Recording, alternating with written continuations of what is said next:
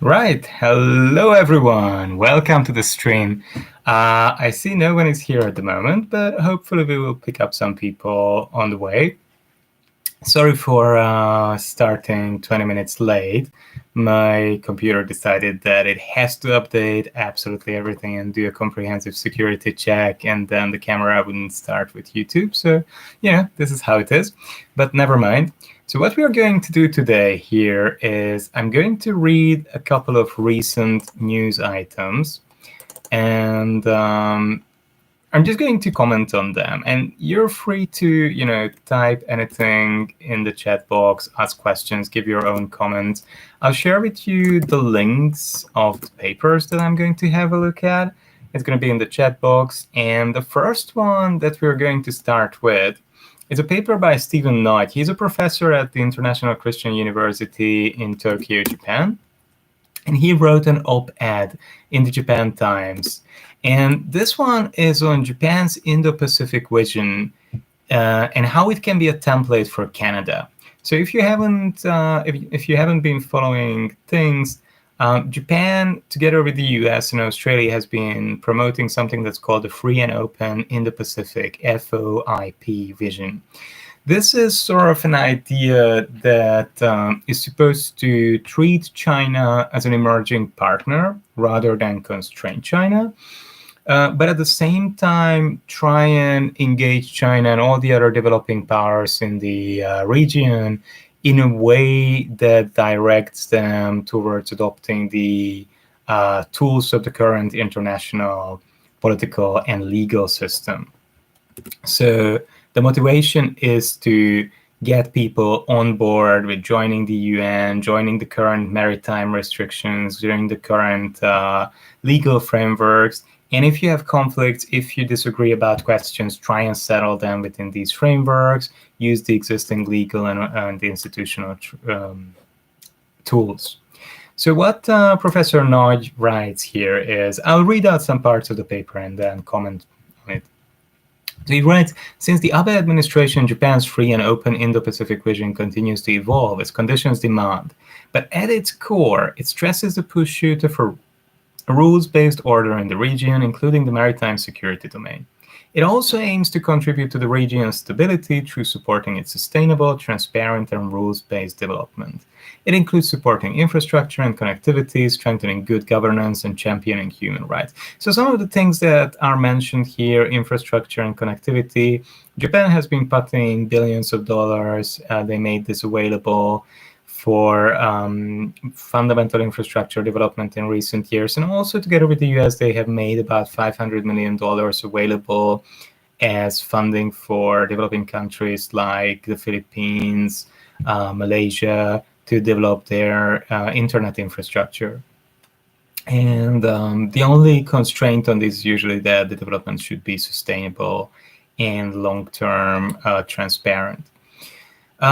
So what Professor Nagy notes in this article is that Canada's middle power identity and long-standing commitment to development make it an ideal partner to the FOIP. And since Canada also has interest in the region, obviously China is a big trading partner, Japan is a big trading partner, Russia is a potential trading partner always, and the region is developing. It's already about 40% of the global market, and it's might get bigger in the next 10 years if the population keeps growing as it is now in Malaysia and Indonesia, and the economic situation, the development of their economy keeps developing in Thailand, Vietnam, and these other large countries, not to mention India. Then this region will be even more interesting. So obviously everyone wants access to it, and everyone wants access to it in a transparent way, in a way that they can plan with, in a way that's not threatened by, potential military conflicts or potential aggression. So that's one of the worries here, and that's why the stability component is emphasized so much. Now, some people have criticized the FOIP, And this was mainly the result of Trump's policy. If you read the article, Professor Nagy explains very well in the next paragraphs that during the Trump administration, the US leadership chose a very confrontational attitude towards China, where they had this interesting strategy of pushing China and engaging them on bilateral talks, one-on-one talks. And this was very worrying for everyone in the region because, on the one hand, countries that nations, states that are sometimes the alliance or work closely with the US were sometimes caught in the gunfire, so to say, in the, and inadvertently, even if they disagreed with the US sanctions being deployed. And the other problem was that when the US and China actually got down to discuss things and sort out things, they did this in a manner that did not involve any other players substantially in the region.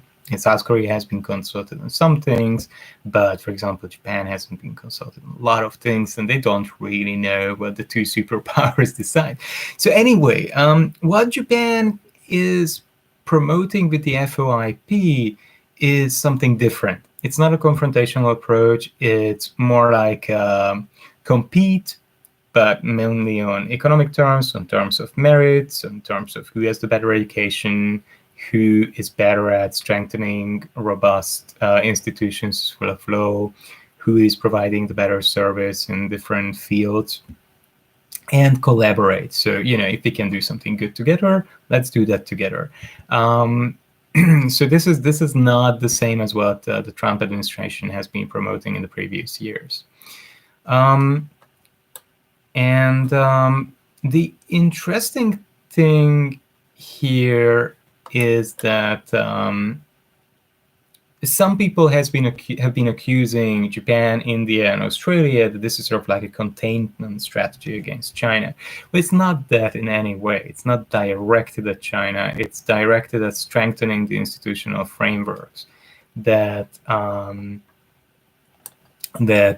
keep the Pacific region accessible and fairly well regulated and peaceful at the moment. Now, the reality is that, for all these countries, the largest trading partners are China and the US. There's no containment strategy possible here, nor is one viable or desirable. An anti-China, Professor Nagy writes, an anti-China coalition is just not feasible or desirable. That's the reality, and no one is aiming at that. And nobody wants a zero-sum game going on with Beijing. The other interesting thing is some people have been accusing Japan and the other states participating in FOIP that they're just following the US script. Well, this is not really true either.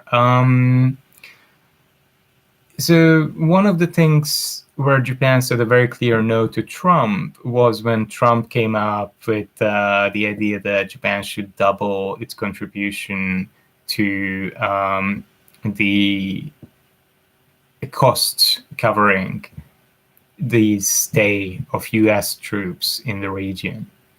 And Japan just said no. So there have been talks. There has been a small, moderate raise in Japan's contribution that is sort of proportional to their usual raise in contributions and some increased operability costs that might have come up recently. And the same is true of Canada, France, Germany, India. In some cases, we know that Germany and France and Canada didn't participate in the Gulf War despite the US's pressure. And Japan and Canada participated in the TPP and the CPTPP. So they do have relations with China and are willing to say no to U.S. pressure or U.S. requests on some issues. So this is a genuine program which is spearheaded by these countries. The U.S.'s involvement has been very minimal, both in financial and legal terms. And we'll see with the new Biden administration what their take is on these things. So one of the interesting things here is what Professor Nagy stresses that Biden calls to Japanese Prime Minister Suga, Australian Prime Minister Morrison, and South Korean President Moon, giving assurances that their alliances and each respective partners' security concerns are a U.S. priority. They return to the Paris Climate Accord and WHO, and even offer to return to the Iran nuclear deal, demonstrate leadership does matter when it comes to foreign policy tone and practice. So, this shows that the new administration in the U.S. is a lot more willing to engage in multilateral alliances. It's much more willing to include its partners, take their interests and concerns seriously. So I think this is also showing that FOIP has a good chance of being implemented and being the dominant strategy. So this is a good time for other countries to join in this. And this might be a good way forward for the region in terms of political and legal developments. It strengthens the stability without, taking a combative or militant tone. It doesn't look at relationships between countries as something that necessarily is decided by power or size or economic size. It's something that decision can be made, they can be fair, and they can be mutually beneficial. So one of the other interesting components here is climate change and the lack of infrastructure and connectivity. This is still a huge problem, especially in South Asia and Southeast Asia. They are very endangered by potential sea level rises in the long term. And because their climate is already a bit warmer, if global warming would continue, global climate change would continue, their food production might come under severe pressure. And so sustained engagement and much better infrastructure is needed. The FOIP is something that does stress this and is partly trying to look at these kind of issues. And one of the paragraphs I really liked is where Professor Nagy writes that instability, arrested development, and a region that is characterized by a might is right, Machiavellian set of rules is not in Japanese or Canadian interest, nor of our friends in the region. It would make trade engagement less predictable. It could lead to the balkanization of trade, technology, and the digital economy, making it more difficult to seize the economic opportunities that exist in the region. So this is absolutely true. You know what? What a lot of these countries are looking at is that, of course, China is going to get bigger and stronger. India is going to get bigger and stronger. The US is going to keep growing. People are ringing the death bells in some ways on the century of the US. People are starting to talk about the century of China. This might come true, but at the moment, the US is still the largest power, the most developed, and it's going to take still some time. And even if in terms of size of economy, like GDP or PPP, China overtakes the US, that doesn't mean that it has more, that automatically translates somehow into more capabilities, more development, more credibility, more stability. It's just one of many things that are important, many factors that are important. Now, this makes it so that it's not in the interest of any of the countries in the region to have a conflict and have an aggressive climate. What is in their interest is to have access to each other's market, be able to learn from each other, have strong protections for intellectual rights, developments, designs, discoveries, research results. And this is, in the long term, of course, going to benefit China as well. So these things are not directed against or at anyone. Information protection is a similar concern, right? China wants and needs that just as much as any of the other countries in the region. So the conclusive paragraph says, both Japan and Canada have a vested interest in being part of how the Indo-Pacific region evolves. The conundrum for both states is how to work with like-minded states in the Indo-Pacific to build a rules-based, inclusive order that robustly defends and protects democracy and human rights, contributes to resilience, prosperity, and stability by balancing the opportunities and challenges of an increasing authoritarian China under Xi Jinping. So, everyone wants a good partnership. Everyone wants good educational, cultural, infrastructural, legal, economic relations, business relations. The question is just how that can be best done, and that's what the FOIP is trying to explore. If you're interested in these topics, I recommend you to have a look at Professor Knight's article. It appeared as an editorial in the recent Japan Times issue, I think 1-2 days ago. The next paper I wanted to check out was paper on the gig economy. So why did I include this here? Well, I included this here. It appeared in The Guardian on the 27th by John Naughton. The title is Uber's UK Supreme Court defeat should mean big changes to the gig economy. Go check it out. It's an interesting article. It's an opinion piece, and what is cool about this is nobody really expected the UK to go into this direction after Brexit. So what's going on with the gig economy, right? The gig economy is basically a way to make workers more vulnerable. It's sort of marketed as a fantastic thing, as giving flexibility. That might be true for very, very highly skilled people, maybe some actors, some IT specialists, some medical specialists, but it's not true for the most working people. The gig economy basically means that companies can legally give very bad conditions and employ people on ridiculous contracts, 0-hour contracts, and just call on them when the company needs them, but not give them any security and safety in their employment. And especially in the US, there have been changes recently to make these people forced to be available to the company whenever the company might need them, without the company covering their insurance, their healthcare, or anything else. Now, this is you might imagine very, very problematic, and it's going to lead back to the vulnerability of working people, service providers, that we haven't seen since the first half of the 20th century, since before the Second World War. Since then, we had quite robust workers' rights protection in most developed countries, especially in Europe and Japan, where more social democratist policies have been adopted. We've seen that it's very hard to take advantage of workers. If a company really wants to use someone's time and energy, they do have to take care of that person as well. They have to pay them properly. They have to grant them holidays. They have to grant them healthcare, pension contributions. And the gig economy was basically big tech's idea on how to overturn these protections and make workers more vulnerable and easier, cheaper to afford, take more advantage of them and keep more of profits. Now that this ruling happened in the UK, it's surprising to me because the UK endorsed this narrative that the shake-up of established industries is a good thing. And they did this in a little bit mindless manner at the beginning. This was very worrying.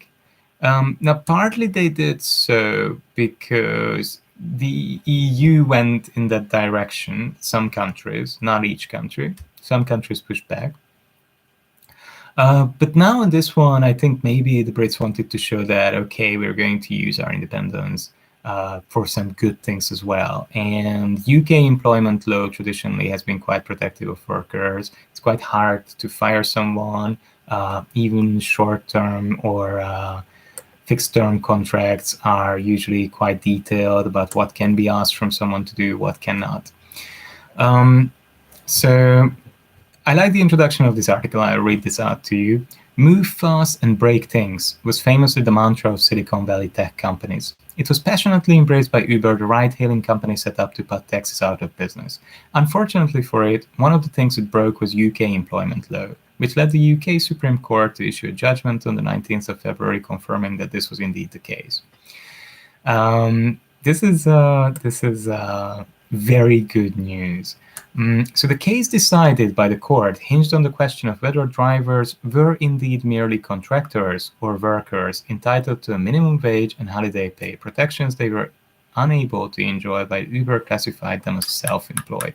So this is one of the very dirty tricks that these companies, all these companies, Uber, TutorMe, and a lot of other online service companies play on the people they employ, that, oh, you're self-employed, you're just making available your time to us whenever you choose to.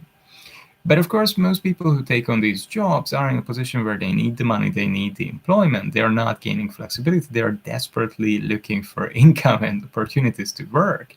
Now, if the company can, make use of you without providing any kind of security, safety, or support, it's not really a good deal for anyone. It makes people tremendously vulnerable because there is a pressure for them to always be available without gaining anything in exchange. And this is, of course, going to interfere with your family life. This is going to interfere with your other opportunities to look for work or take on other work. This is going to interfere with your ability to train for other work. So it's extremely problematic and a very sad direction that things are going into. The judgment is worth reading, writes John Naughton, because of its elegancy. So what does that mean? Well, this kind of judgments, when they're deemed elegant, they're basically seen as well argued, but phrased in a way that everyone or the majority of educated people can understand them. Uber set maximum fares. Drivers had no say in their contracts. The application imposed penalties if drivers canceled too many requests, and they had little or no ability to improve their economic position through professional or entrepreneurial skill. So in practice, the only way in which they could increase their earnings was by working longer hours, while constantly meeting Uber's measures of performance, which meant they worked for Uber and not themselves. This is the real situation, right? If this is how you're employed, then the company has to take care of you. That's a normal thing. If you use someone's time, effort, energy, if they want to structure their life and tell them how to behave, you do have to offer proportionate rewards in exchange. You can't just say, oh, you choose to do that for me in those terms. Well, of course, if two parties are negotiating, which are grossly unequal in terms of power, money, then the choices are made virtually under duress. And that's what Uber used, that some people are in such bad situations that they're willing to agree to these contracts, but while they're willing, they cannot be said to do so really voluntarily. Nobody would want to accept these terms unless they're forced to. And this kind of power struggle has been, of course, going on since early history in humanity, right? Those who have are always trying to force in some tricky way those who don't have to work for them and to make use of them.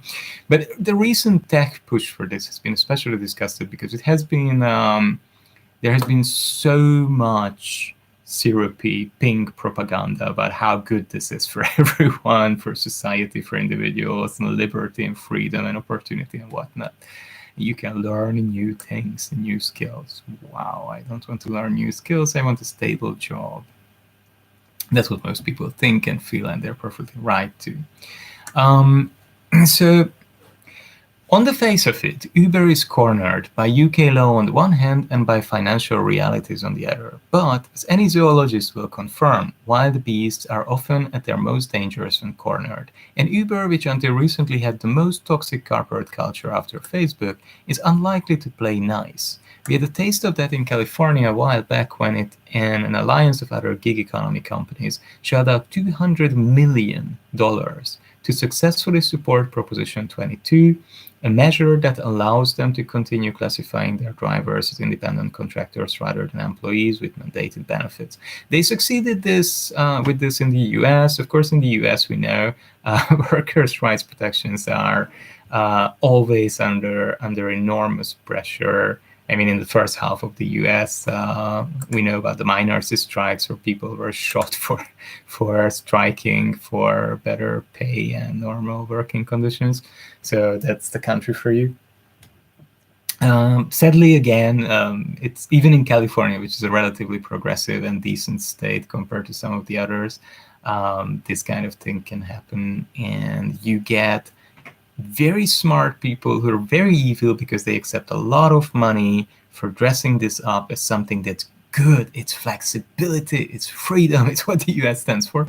That's the narrative around this kind of, oh, you can be an independent contractor. Isn't that much better than being just an employee? Well, no, because companies have obligations towards their employees, which they don't have towards independent contractors. If you're an independent contractor, you're not going to be looked after. If you have an accident, your insurance won't be covered, and so on and so on.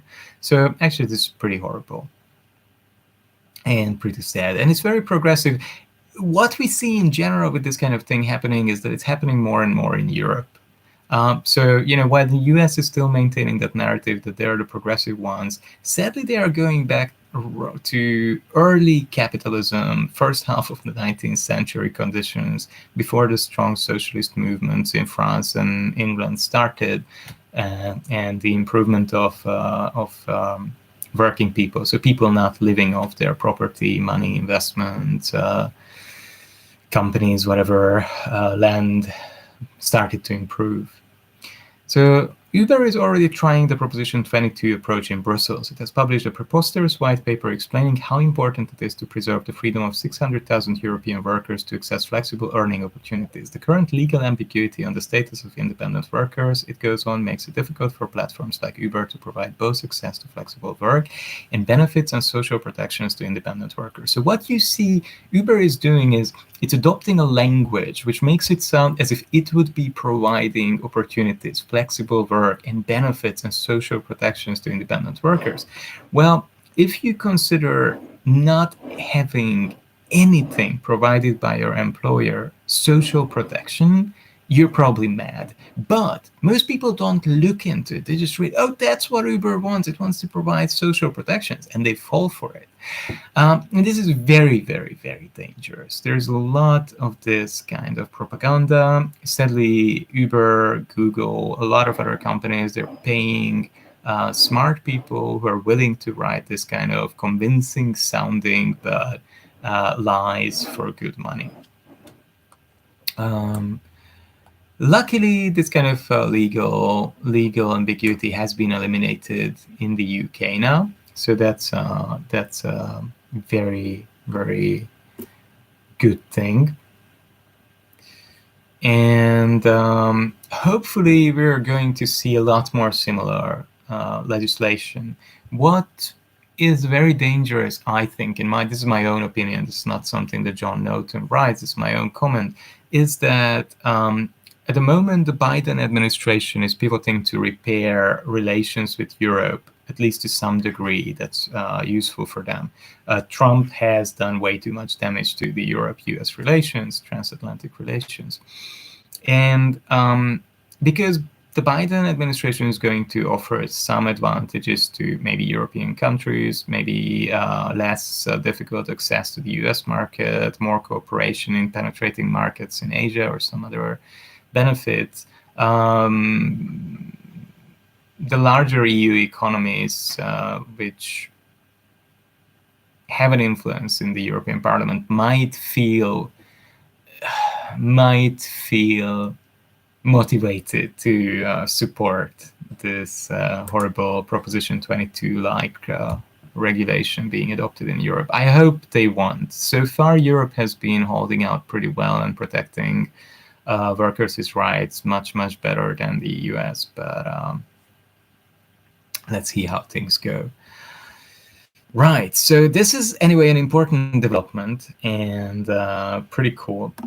The next thing I wanted to have a quick look at is an article. It's on Buzzfeed and it's on the disinformation industry. Craig Silverman, Jane Litvinenko, and William Kung together wrote this paper. It's a bit earlier. It's from January 2020, but it's a pretty good overview of some recent things going on in the world. And what's going on here is basically what they're describing is what one of their interview subjects dubbed the content farm automatic collection system. So the tricky thing here is that they automate how to generate traffic, and some companies manage to develop very, very good AI, which is pretty good at generating traffic. It's very good at tracking down what are the key popular words that people search for, that people click on, and it's just going to generate content, restructure existing content or freshly written content in a way that's just going to be very tempting to click on, very exciting looking. Now, of course, we're sort of starting to understand how marketing is working in this new age of digital manipulation. It's a very funny thing. People understood this by the end of the 1980s, early 1990s with regards of TV. But it seems to be hard to crack when it comes to the internet. It seems like marketing has really become a lot smarter and a lot more integrated with the products and the shows that we actually want and enjoy.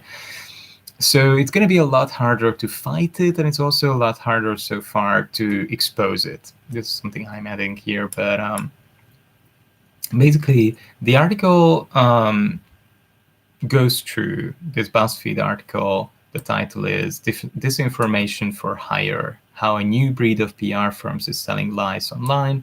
It's going through a host of examples of companies which help push fake news, which support the campaigns waged by trolls against issues that they hate or that they want attacked, targeted. And it's really interesting that while earlier most online information operation has been attributed to state agencies, secret agencies, NSA, propaganda agencies of states, like maybe the Chinese authorities put out a lot of news to try to shape how people see China. The Russians love to sow a bit of disinformation in order to divide voter bases in other countries and make people less unified about what's actually going on in their country and what's important, to weaken their diplomatic stance and political resilience. We saw that this was the dominant trend, and all the countries were engaged in it, not just China, Russia, and the US. Pretty much all the countries had this kind of agencies operate since a good 10 years or more. But what we saw is that in the last years, the market share of PR companies putting out professionally designed fake news or news that can help to boost the uptake for fake news and disinformation has grown to 20%. That means you can go to a company, easily find one of these companies, and it means a lot of people and companies do this. A lot of people and organizations pay big money to use the services of these PR companies which put out fake news there, which shows that there are a lot of people interested in shaping public opinion in different ways. Of course, this is often going to be connected to products. It's quasi just a form of advertisement, but it's often going to be connected to what we talked about before, Uber's attempts to make itself look as if it would be doing something good for workers, not exploiting them even more, right? So very often what you will find is that there are going to be narratives which look very strong, and for young readers or people who are not aware of politics or economics or philosophy or whatever is the requisite skill set and knowledge to identify something as bullshit, this kind of bullshit will seem very convincing, and a lot of people will buy into it. So it's important. It's important that we upskill ourselves in spotting this kind of stuff. It's also, I think, very important that we force with legislation the companies to label their services accurately, so that it's easy to track down which news, which information comes from which company.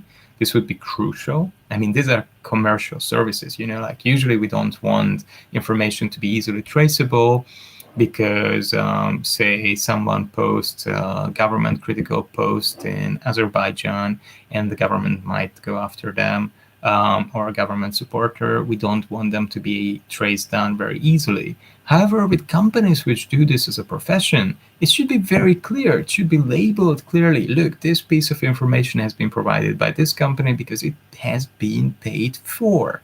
The problem is that most of this information is disguised as genuine, as someone's opinion, like, a journalist who really thinks this is the truth after putting in many hours of investigation or days or weeks of investigation. So the information is disguised very cleverly. And I think we can easily rule this out by legislating against it, but sadly it's not happening. Companies are sort of trying to become aware of it, and Twitter has been pushed to do some reductions. Facebook has been pushed to control the news and information shared on it much more tightly, and that is a very good thing. In Australia, for example, there has been some serious attempts along these lines. In Europe as well, there are much stricter regulations now than there used to be. But of course, these companies are going to fight back because they make a lot of money on disseminating any kind of information for people who pay for them. So, yeah, one of the things the paper notes is that the broader notion of deception and influence operations has been around for some time, but over the past several years, we have seen companies grow up that basically build their business model around deception. And this is the issue. And this is where I think we can very easily devise laws that expose these companies. There's nothing hard. You can't register or set up this kind of company without putting disclaimers on every piece of information item, whatever kind of item it is. Is it a picture? Is it a sound? A catchy TikTok song? Is it a Twitter feed? Is it an Instagram picture? Is it Clubhouse talk that one of your people disseminates as genuine information? Is it a paid-for political opinionist column? Label it. You have to label it. If not, you go to prison. You lose your company. We have to pressure the people owning it. There are people at the end, people owning these companies, people running these companies, and those people don't want to lose their companies, don't want to face criminal liability. They don't want to go to prison, but they're doing very harmful things for money. It's basically they are doing morally bad things, and we're like, oh well, we shouldn't over-regulate business. We have to regulate those kinds of businesses which are harmful for everyone. So yeah. Here's another snippet from the article, which I think is quite nice. Cindy Otis, a former CIA officer and the author of True or False, a CIA analyst's guide to spotting fake news, told Buzzfeed News that information operations by nation-states like Russia and Iran have provided a playbook for individuals and groups that are financially motivated to delve into this space. So basically, this kind of operation has been around, as I said, for more than 10 years. This article, right, BuzzFeed's American, they don't mention that the US is leading in this field as well, but they are. But the thing is, it's very easy. There are tons of research papers these days on this field. You can buy a lot of data. You can hire experts from many agencies, fields. So it's easy to set up basically a professional company that works along the lines of national disinformation initiatives. Now, nations usually use these kind of capacities for one of two things, right? In general, one is to defend themselves, like to vet false and fake information that's coming from outside or that's spread inside the country. The other thing is to sow the kind of disinformation that makes adversaries or potential adversaries weaker. Sometimes nations also use this kind of intervention in order to influence public opinion on a particular issue. Say the government really wants to pass a piece of legislation which is not popular, you can try and set up a story that plays into the public's fantasies and makes them change their opinion. You can do this in your own country or abroad, whatever. But this is probably the less common thing, this kind of very directed, issue-specific intervention. But it does happen. Israel is very big in this. That's noted. I know that the Hungarian government, when they were conducting their anti-Brussels, anti-EU campaign a couple of years ago before the elections, the 2018 elections, that was a platform on which the government won that we want more autonomy, which is pretty funny given that the EU doesn't take away any autonomy. They hired an Israeli PR, this kind of negative PR firm. And it's very funny. It's very, very funny that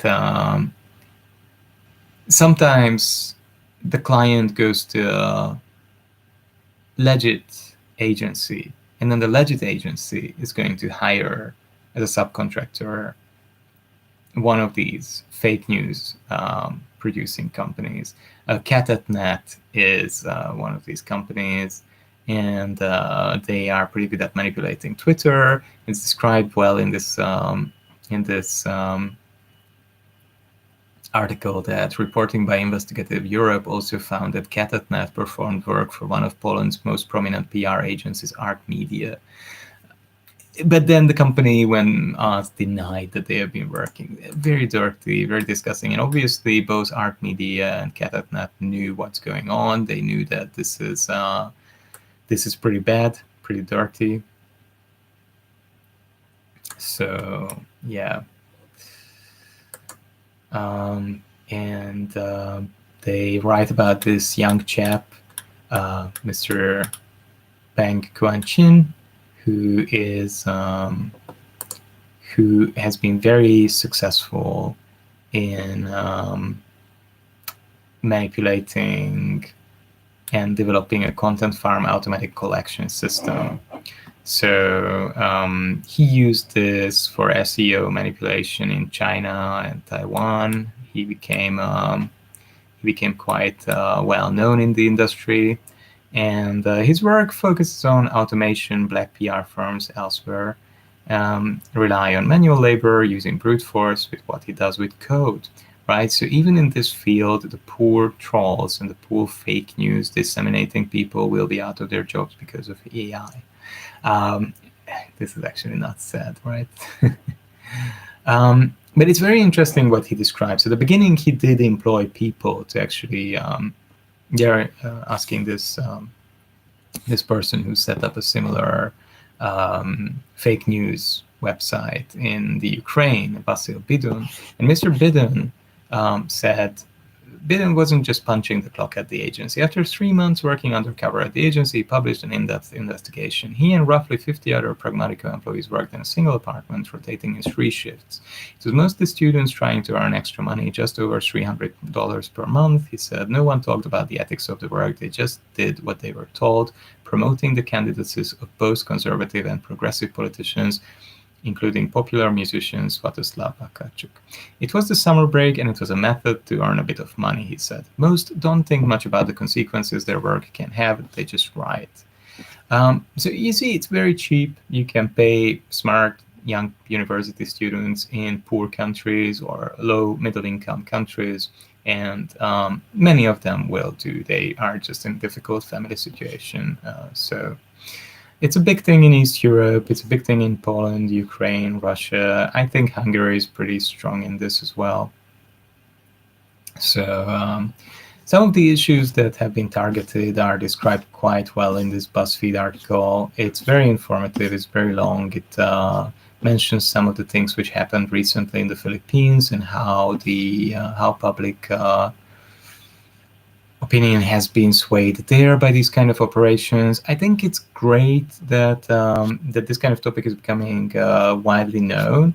What is lacking is that at a certain point, people obtained a level of TV literacy, that people started to understand, oh, okay, I'm seeing an advertisement, and this is what the advertisement is trying me to do, and this is how it is trying to do it. And it became sort of a game, right? The company still put out all these cool advertisements. People were like, oh yeah, that looks cool. Maybe I'll have a look at the product. But I know I've been advertised to. The company knows that they've been advertising to me, and I know this. And there was this wink, like, okay, I'll watch your commercial, but we both know what's going on.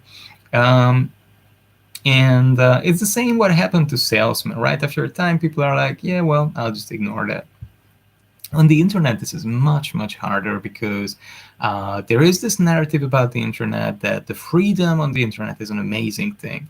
And it is to some extent. It's great that we can get to know about the horrible things that governments do. We can get to know about a lot of the darkest stuff that militaries do, that criminals do. But at the same time, the fact that there is no editing, there are no gatekeepers who understand the standards of good quality information and can check where the information is coming from, that's a very, very dangerous thing. And it's causing, I think, on balance, as much harm as good that the internet is in this state. Now, it's very hard to work out a feasible model of regulating information flow on the internet because, of course, you don't want to have a state agency that can censor information very easily and that has very sweeping powers, like say the ones in the People's Republic of China or in Thailand. But at the same time, we do need some kind of protections, and we know that companies won't self-regulate. That's been a scheme that has been tried and failed. Companies will not follow recommendations and suggestions. So we need strong legislation, and I mean it needs to be criminal though, with heavy penalties. Otherwise the naughty agents in these fields won't abide. So yeah, there was one last very interesting thing that I wanted to have a quick look at. This is news which came out 2 days ago. It's about the US and the G20. So the US has basically been campaigning that its companies should be exempt from global digital tax rules. So what are global digital tax rules? Global digital tax rules are new taxes which have been proposed by G20 countries, mainly European countries, and they would help to prevent companies making big bucks in another country, taking that back either to tax havens or to their or to the country of their parent company. This is something that Facebook, Google, Apple, a host of other huge, mainly US and Chinese companies have been doing for a long time. YouTube as well, and Facebook as well, Twitter as well, Instagram, TikTok recently. And this is something that needs to stop, right? That money is made on the people, on the activities of people in another country. So the taxes need to be paid in the country where the money is made. I mean, anyone with sense of minimal rationality can understand this and the fairness of this and the importance of this. Now, of course, the US has been pushing back because it's mainly its companies affected, and tech has an enormously strong voice with government these days, and the US wants to make more money. It wants the money to go into its coffers and its citizens' coffers. But luckily, in the latest G20 meetings, this is Reuters news from Washington, Andrea Shalahal, Michael Nienaber, and Lee Thomas reporting. The title is US drops safe harbor demand, raising hopes for global tax deal. So they write, US Treasury Secretary Janet Yellen told G20 officials that Washington had dropped the Trump administration's proposal to let some companies opt out of new global digital tax rules. US and European officials said on Friday, raising hopes for an agreement by summer. This is fantastic news. And why is it? Because about 140 countries managed to agree to have this new cross-border tax system and global minimum corporate tax rate. And the US proposed that, oh, we should be able to opt out, right? We have to have like a safe harbor. Um, and Well, now Secretary Yellen says that they're going to engage this OECD project in a more constructive manner. Well, let's hope that's something good. Engagement can be quite combative, right? They might try to undermine the whole scheme, or they might try to stall for a longer time to protect their companies. And very worryingly, the article says tax experts and finance officials around the world had warned that the US proposals could have allowed big US companies like Amazon, Alphabet, Google, and Facebook to opt out of whatever was agreed internationally. And that would have been, of course, that would have made the whole thing meaningless, and it might have forced companies to simply, shut down access to these US services. I think most countries could easily develop something similar to Facebook, YouTube, their own Apple iPhones, their own search engines, email services these days. We all use the same services. It's mostly for reasons of convenience and efficiency. But I think if the US is pushing this too far and the big techie companies are pushing this too far, we'll just have to shut them down and develop, say, an EU version, an Asian version, and so on and so on and so on. And that might make people much better off overall. We are not just throwing our money at this enormous US monolith, which are collecting our data and sending it to the military and government there. So yeah, that's it. These were 4 news items I wanted to talk about a little bit today. I think they're all quite interesting. I think it would be fantastic if Canada would join the Australians, India, and Japan in the Free and Open Indo-Pacific initiative. It's a popular initiative, and Japan has been managed it very well so far to popularize it and get countries, especially ASEAN countries, on board with it. And I think the Uber regulation in the UK is fantastic. It's the way to go with these things. We have to push back against these basically cartel-like companies like Uber, which are trying to take over fields that had a robust setup service industry, and they're trying to undermine it and trying to put everyone working in that field into a much worse position, legally, financially. We need to develop a lot more everyday knowledge and resiliency to disinformation. It's fascinating that people are still so behind on this, but we need to push for that. And it's a good thing. It seems that the current US presidency might be a little bit more cooperative with sensible ways to regulate harmful businesses, even if they are US businesses. So far, that's very promising. We'll see what comes from this US stance on the international taxation and minimal company taxes. Thank you for your attention. It's been a pleasure to have you around. If you have any questions or if you want to comment anything, you're always free to engage with the chat. You can send me your questions, and I'm very happy to reply to them. And keep yourselves informed, keep engaged, and have a look at some of my other videos if you have a time. I appreciate that.